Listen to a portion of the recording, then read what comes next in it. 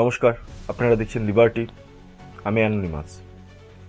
আজকের যে বিষয়টা নিয়ে আলোচনা করব সেটা হলো শুভেন্দু অধিকারী, রাজ্যের বিরোধী দলনেতা, এবং রাজ্য বিধানসভা স্পিকার বিমান বন্দ্যোপাধ্যায় উভয়ে একে অপরের কার্যত মুখোমুখি লড়াইয়ের ক্ষেত্রে।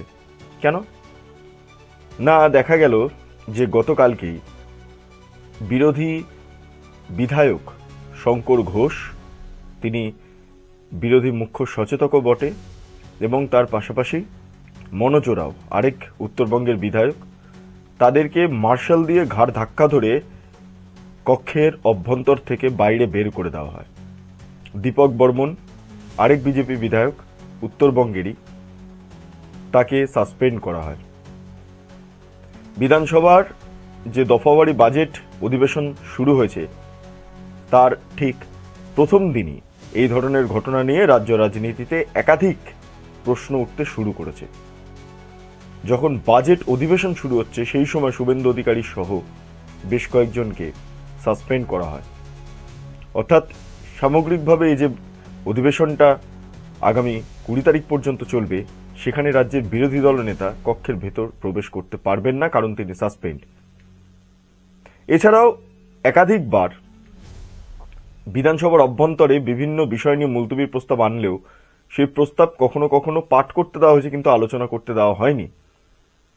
এটা মূলত বিরোধীরা বারবার মুলতবি প্রস্তাব আনে বিভিন্ন ইস্যুতে, কখনো হিন্দুদের ওপর আক্রমণ, কখনো মন্দির ভাঙা, কখনো নারীদের ওপর নির্যাতন, কখনো অভয়ার মৃত্যুর ঘটনা, কখনো পুলিশের ভূমিকা, সমস্তটা নিয়ে যখন বিরোধীরা বিভিন্ন মুলতবি প্রস্তাব আনে, সেই মুলতবি প্রস্তাব দেখা যায় সেগুলো নিয়ে আলোচনা করার অনুমতি দেন না স্পিকার বিমান বন্দ্যোপাধ্যায়। যে নির্দিষ্ট একটা সময়সীমা দেওয়া থাকে বিরোধীদের, সেই বরাদ্দ সময় থেকেও সময় কেটে নেন স্পিকার বিমান বন্দ্যোপাধ্যায়। অর্থাৎ হাউসের অভ্যন্তরে বিরোধীদের সময়টাও কৌশলে কমিয়ে দেওয়া হয়। এই অভিযোগের পরিপ্রেক্ষিতে দেখা যাচ্ছে এবার শুভেন্দু অধিকারী তিনি বলেছেন যে বারুইপুর, অর্থাৎ স্পিকার বিমান বন্দ্যোপাধ্যায় যেটা নির্বাচনী কেন্দ্র, বিধানসভা কেন্দ্র, সেইখানে একটি সভা করবেন বিধায়কদের নিয়ে, এবং বিমান বন্দ্যোপাধ্যায়ের যে কীর্তিকলাপ বিধানসভার অভ্যন্তরে সেগুলো প্রকাশ্যে আনবেন। ফলে এতদিন ধরে বিমান বন্দ্যোপাধ্যায়ের সঙ্গে শুভেন্দু অধিকারীদের সংঘাত বিধানসভার অভ্যন্তরে ছিল, মাঝে মধ্যে বাইরে দু একটা প্রসঙ্গ উত্থাপিত হতো, সেই সময় বিরোধিতা করার ক্ষেত্রে একে অপরকে বিষোদ্গার করতেন। অর্থাৎ স্পিকার বিষোদ্গার করতেন শুভেন্দু অধিকারীকে, শুভেন্দু অধিকারী বিষোদ্গার করতেন স্পিকারকে। কিন্তু এবার সরাসরি স্পিকারের বিধানসভা কেন্দ্রে গিয়ে শুভেন্দু অধিকারীদের এই কর্মসূচি খুব গুরুত্বপূর্ণ। আসুন দেখে নিই কি বলছেন শুভেন্দু অধিকারী এবং কি বলছেন স্পিকার বিমান বন্দ্যোপাধ্যায়।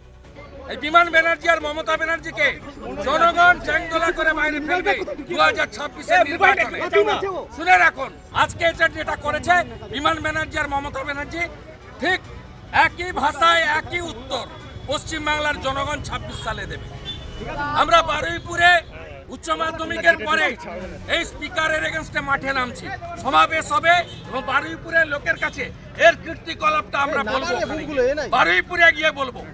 ওনাকে আমি আমন্ত্রণ জানাই, বারুইপুরে আসুন, দরকার হলে যদি বলেন আমরা স্টেজ মাইকটাও বেঁধে দেবো বলার জন্য। লোকজন আজ আনার দায়িত্ব তো আমরা নিতে পারবো না, উনি যদি নন্দীগ্রাম থেকে আনেন তো ভালো হবে। জানতে পাচ্ছি এখনো পর্যন্ত যে বিধানসভার অভ্যন্তরে যে নিয়োগ হয়েছে সেই নিয়োগ সংক্রান্ত বিষয় নিয়ে অভিযোগ করবেন বিজেপি বিধায়করা।